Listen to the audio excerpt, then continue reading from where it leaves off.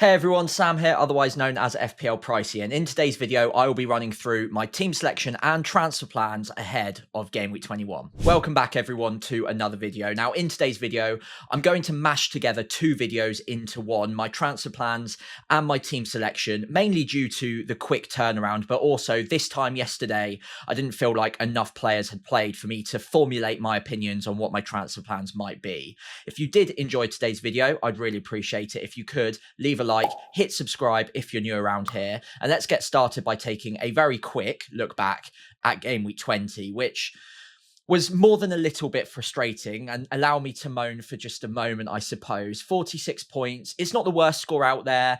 I've seen plenty of people hitting 30 pointers or within the 30 to 40 range. So I'm not here to just say, oh, all of the luck is against me, anything like that. But I felt like I was pretty well set up for this week. And it feels like I've been well set up for a number of the last few game weeks. And I've just made absolutely no progress whatsoever. I've gone from between 250k to 320-ish K, up and down for the last 6 or 7 weeks. And it just feels like I'm missing all of the big hauls. This week, it was Thiago, who I'd recently sold for EKITIKÉ. Of course, that transfer has gone terribly badly. We'll talk about that in a moment, whether it was a mistake or just a little bit unlucky, maybe a mixture of both. We'll talk about it.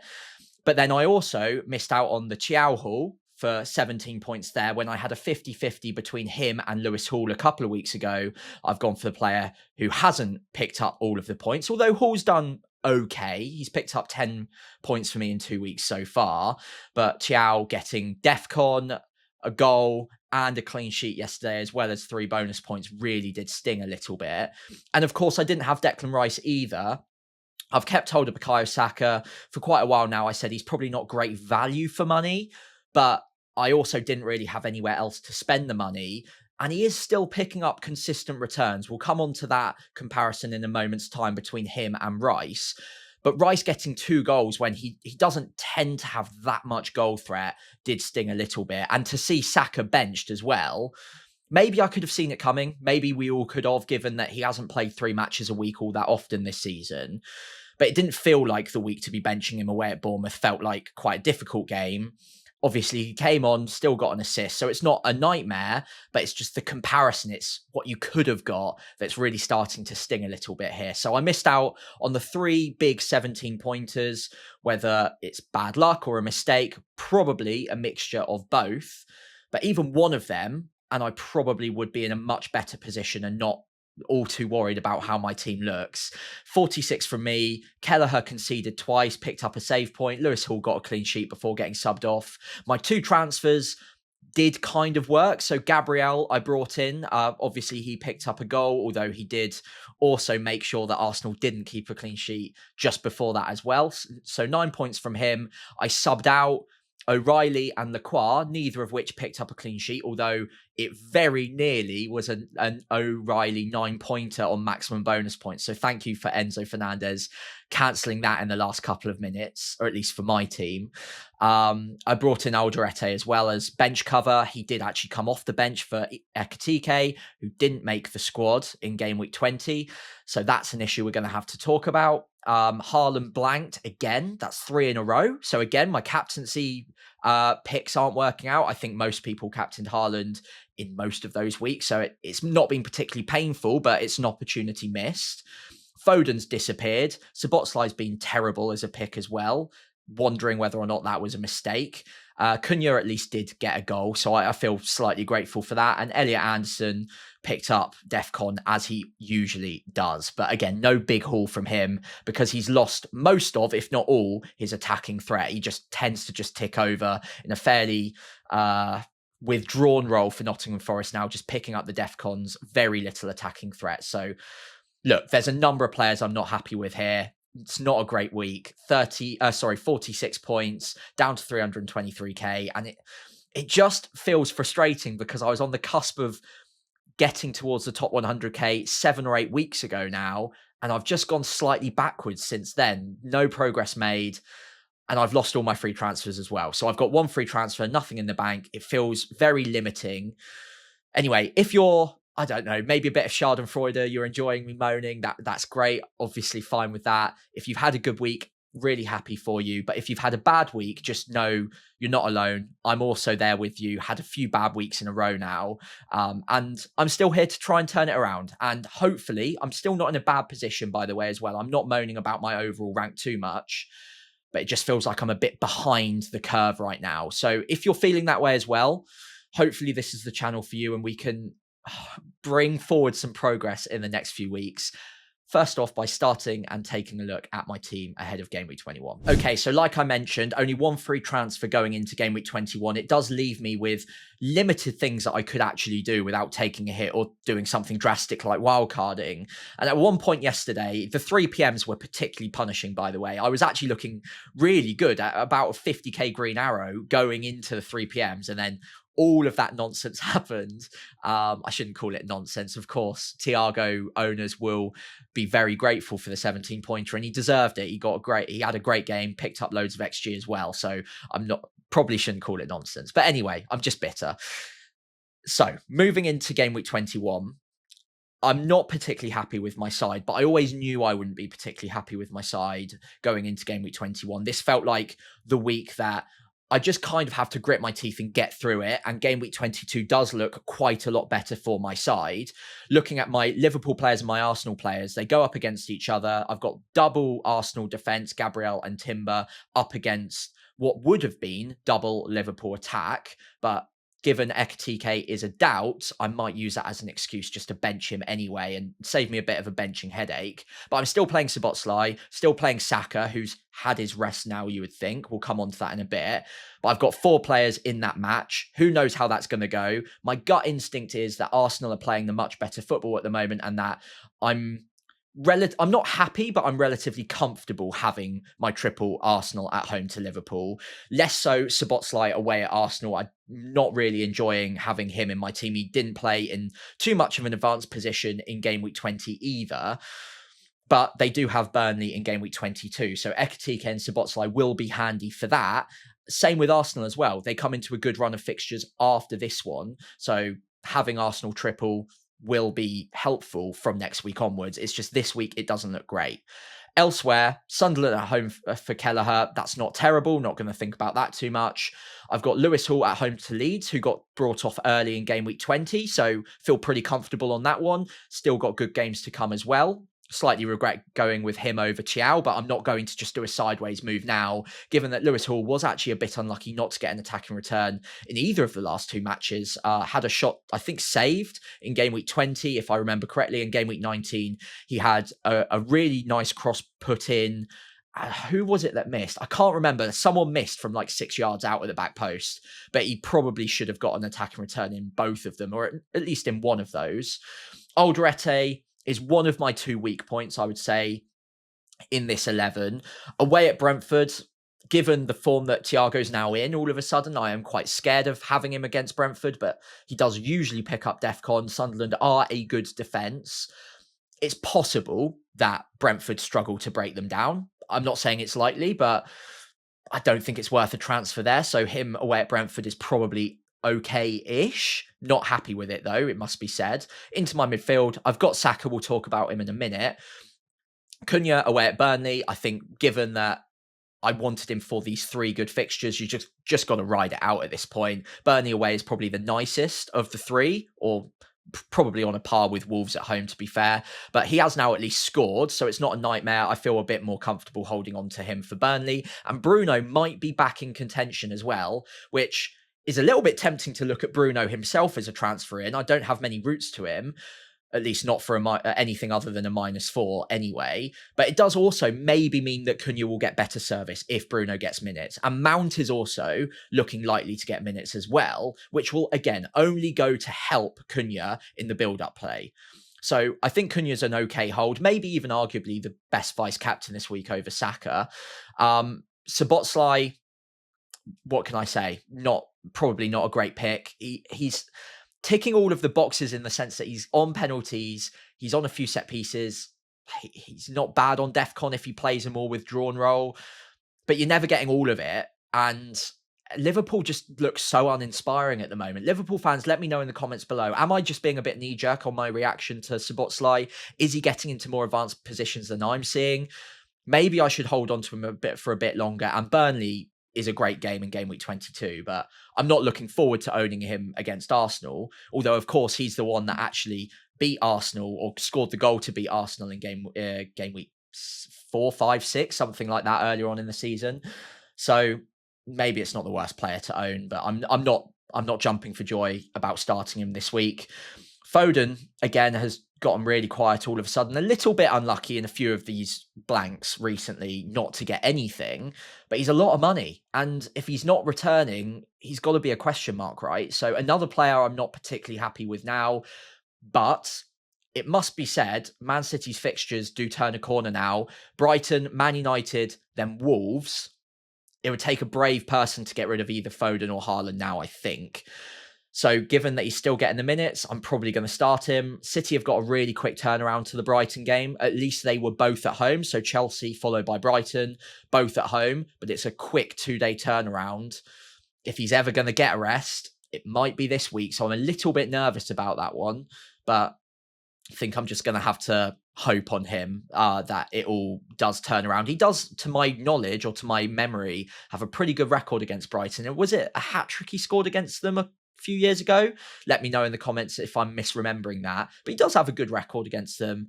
His data's still there. It's still good enough. So maybe I'm just being knee-jerky. Maybe I'm tilting because I've had another bad game week and I'm looking at every player as an issue.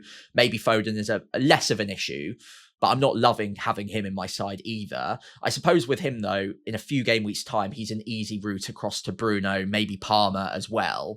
So maybe it's not something I need to worry about right now. Elliot Anderson, what can I say? I can almost write my graphics in for next week already. He'll get 4 points because he's not doing anything else. Maybe he'll get a yellow card, get 3, and really slap me in the face again. But he's not getting attacking returns. He did take corners, I think, or at least a corner in Game Week 20, which is better. But he's not playing anywhere near as advanced as he used to. So yeah, I'm not loving that one. But again, I've only got one free transfer. If I was on a wild card, I'd probably look at a cheaper midfielder at 4.8, 4.9 million with a bit more attacking threat, like Stack, like Lefay, maybe even like Garner as well. I'd probably prefer at this point. But again, probably not an immediate transfer out, given that it would be hits to do anything drastic with my side. And then I've got Haaland up front. I'm going to slap the armband on him, even though he's had 3 blanks in a row. I think it's a decent enough fixture. And honestly, looking elsewhere in my side, there's no one else that inspires anywhere near as much confidence or enough confidence to be putting the armband on them. Maybe Cunha at a stretch, but I think that's quite a big stretch, to be honest, given that Man United have been lacking that creative spark recently. So yeah, captain will be Haaland. Let's take a look at what I could do with my 1 free transfer. Got a couple of options that I am considering, and then we'll double back to see whether or not I'm going to lock in with this or with a free transfer used. Okay, so question mark number 1 will be around that Arsenal midfielder. I've got Bukayo Saka. Declan Rice is right there. And week after week, he's proving himself to be a very good, very affordable FPL pick this season. And he just keeps ticking over with different routes to points. And we talk about it a lot on this channel, but Declan Rice really does tick off almost all of the boxes as an FPL pick. Other than penalties, I think he's got everything. He's got set pieces and he's got great headers of the ball from those set pieces that he will get assists from. There are other set piece takers in this league where they'll take 100 of them and either their delivery is not quite good enough or the players that they're aiming at aren't that great in the air that you're just not expecting that much. Declan Rice, he could take 10 set pieces and I'd back him to get 1 or 2 assists from those because the delivery is so good. And then also the players on the end of those set pieces, Gabriel mainly, but others also included there, are also very good at getting their head on the end of the ball, on the end of the cross. So I think he's going to just keep ticking over. 7.2 is still very affordable. The underlying data is not amazing. 0.35 XGI per 90. It's not his strength, but it's also not bad, right? That's an expected attacking return 1 in 3 games, just over. And again, given the quality of the set piece delivery, maybe it should arguably be taken down or noted that that 0.35 might be a bit of a misnomer. Maybe that's a false reading where the assist threat is slightly higher because the players on the end of the crosses are more likely than your average player to actually put it in the back of the net. So maybe it is a little bit better than that. The projection is looking good. The defcons per 90 are very, very good. And I think we underestimate how powerful that is as well. If he hits defcon in 40 or 50% of the games, that's 2/3 of an assist every single time he hits defcon. 2 points versus 3 points. And the other thing with good defcon players is if they pick up any attacking return alongside the defcon, they're also very, very likely to pick up bonus as well. Because I don't know if you're a bit of a fantasy football nerd like me. I know not all of you will obsess over it to the same extent as I do. But when the match is going on, I'm clocking up the defcons. I'm looking on like the live scoring apps, looking at the defcons being hit. As Rice is progressing in the defcons, he's also progressing in the bonus points because the defcons also feed into the BPS system. They're all positive interactions on the pitch that help to get them closer to the bonus points. Then all it takes, more often than not, is Declan Rice to get an assist or a goal, and immediately it's 3 bonus points. So when he gets anything, he tends to get quite a lot, if that makes sense. Now, the thing is, I don't think that the right time to sell Bukayo Saka is after a rest. He's had his rest. He even assisted in the Bournemouth game where he had his rest. And I think this move is particularly tempting this week because we've just had a brace from Declan Rice, which is rare. It doesn't happen all the time. And Saka was benched. The week coming, I think it is extremely unlikely that Saka gets another rest. He'll definitely start against Liverpool. And I think given that we know that he'll start and probably get 90 minutes in this match, I don't think it's a sensible move to be moving him down to Rice for my team, given that I've only got one free transfer. There are other things I could use that for. In the future, I actually really do quite like this move now because I think I've come to accept that Rice is very, very close to as good a pick as Saka. If not slightly better, he could be better, given that you can rely on his minutes over the long term more than you can with Saka, and he's got those other routes to points. But for this week in particular, the minutes should be secure for Saka, or at least as secure as they are for Rice, given we don't know anything about injuries, rotation, anything like that. So I just don't know if it's worth me selling him this week. I think given the data, given the projection as well, I think it would maybe be a mistake to knee-jerk Saka to Rice, given that I've not got any other free transfers to make upgrades elsewhere with that free money, that extra money this week. I'd have to do it later. So yeah, I think rolling the transfer here makes sense because I'm not able to do anything with that extra 3 million right now without taking a hit. In the future, game week 22 onwards, this move will come back up for me pretty quickly again because I do like Rice. I think he's probably nearly as good as Saka, if not slightly better, if we project the minutes to be poor for Saka in the future. But I wouldn't do it, or I'm not tempted to do it after the rest, if that makes sense, because Saka's going to play this one and he'll get 90, you would think, given the importance of the game. And he does have a haul in him. He's not showed it yet, but the data's good enough that he could get lucky with a haul. He could get a penalty and an attacking return, could get a double-digit haul. Selling him now feels too quick for me. And I'm going to look at it later on, but not right now, given it's after the rest. The other move that is really tempting me this week is EKITIKÉ back down to Thiago. And what a transfer that's been. I used 2 free transfers to get in EKITIKÉ. Did follow the crowd a little bit, but I was also fairly convinced on him. I mean, he looked very explosive going into a great run of fixtures. It just hasn't happened. What can you say? Sometimes these things go wrong. Then he picks up an injury, delayed onset of muscular soreness, fatigue, whatever you want to call it. Yeah, it's not gone well whatsoever. And I'm tempted to move this immediately back, given that it would save me quite a lot of money. And it does help me afford future moves. I want Bruno Fernandes back pretty soon, given that he's coming back into the fold. Palmer will be an option again very soon. If I make this move, save, 2.2 million in doing so, get Thiago back, who's just hit a hat-trick, his ownership's going to fly up. And, I mean, Sunderland's not a great fixture, but it's not an awful fixture. And I have Alderete as well. So it's particularly scary going without Thiago, knowing that one Thiago goal is doubly painful for me as an Alderete starter this week. It's pretty tempting to make this move. The underlying data is better. He's on penalties. He's so talismanic for Brentford, and he's cheaper, and the minutes are more secure. EKITIKÉ is not even guaranteed to start the Arsenal game, by the way, either. I think the thing that's making me wonder whether I do just leave it is I'm probably benching EKITIKÉ anyway this week. And then next week, it is Burnley at home, which is about as good as it gets for a fixture. And it does just feel a little bit knee-jerky to be getting rid of him ahead of Burnley at home, followed by Bournemouth away, given that I always knew that he had Arsenal this week. So am I just reacting to the fact that Thiago scored a hat-trick? Well, yeah, probably a little bit, but maybe I should react to that. Maybe that he's scored an open play hat-trick here. It's not nothing. It is noisy, and it won't happen again all that often, but he's capable of doing that. The data's good. And he is on penalties, and arguably he's been a bit unlucky not to get a penalty in the last 6 or 7 weeks.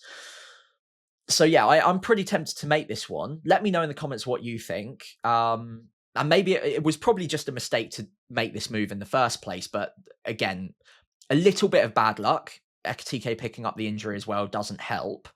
But yeah, this one's been particularly punishing. This is the one that's really triggered me this week. I'm sure you can tell.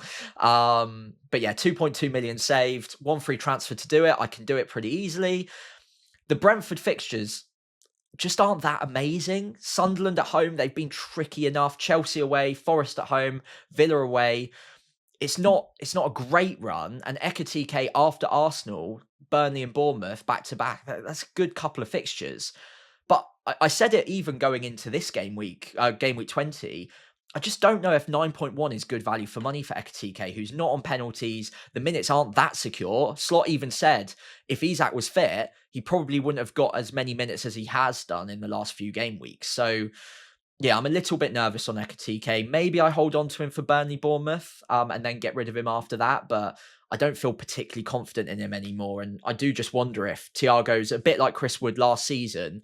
You just leave him there. And okay, he'll go through dry spells, but then he'll pick up the braces, the hat-tricks every now and then. It'll just keep ticking over at a very reasonable price. Yeah, let me know what you do here. I'm really on the fence. Yeah, I'm going to need your help on this one. Do I just move straight back to Thiago, admit the mistake, and then forget that EKITIKÉ has Burnley and Bournemouth in game week 22-23? Maybe I do that, or maybe I'm just patient, roll the transfer, and hope that EKITIKÉ pays dividends in game weeks 22-23. Okay, so let's wrap up a little bit of a moany video by taking a look at my final team. I think I'm probably going to roll the transfer. I could be tempted into making that EKITIKÉ to Thiago move. It does save money, and mapping ahead, that money will come in handy. It gets me a nice route to Bruno or Palmer, probably not both, but it makes it more accessible to get to them. And then yeah, Thiago this week, I would much rather owning and starting ahead of EKITIKÉ, Anderson, or Alderete. So I can go without starting at least one more of those if I did make that move. Gives me a bit more bench cover as well, because I'm not massively confident that EKITIKÉ will be fine for Arsenal. He could be fine, but even so, Arsenal away is not a great game. So it would help with my bench depth this week as well. Yeah, I'm not talking about it out loud. I'm pretty tempted to just make the move and admit the mistake and rip the plaster off, but equally, rolling a transfer could be pretty powerful, having 2 going into game week 22 after we've got a bit more information on the FA Cup and on the Carabao Cup as well. We might start getting a bit more of a clue as to what double game weeks and blank game weeks look like in game weeks 25, 26, etc. after we get the results of the first leg of the Carabao Cup. The picture will become a bit clearer. Maybe having a few more free transfers will be helpful for that. Yeah, like I said, I'm on the fence. I'm really not happy with my team this week, but there's not a lot I can do. And in fairness, next week, my team does look a lot better for game week 22. So maybe I do just roll and accept that this week is probably not going to be great, but then the week afterwards, if I do keep my double Liverpool, that's going to look a bit better. Having my triple Arsenal, again, will look better next week. yeah, maybe it is a role for that reason. But like I said, I'm on the fence over the Thiago move. Let me know in the comments what you would do. I'm currently 55% rolling, 45% making the move. Do follow me on the social channels on the ticker above, where I'll obviously post my final team before the deadline tomorrow. Hopefully you've had a better game week 20 than me. Let me know, show off in the comments if you have. If you've had a poor game week 20, don't worry. Game week 21's right around the corner. Hopefully you will smash it with a green arrow, and hopefully we'll plowing towards the top 100k very, very shortly. I really am crossing my fingers for that one. Leave a like, hit subscribe if you're new around here, and I'll see you next time ahead of game week 22.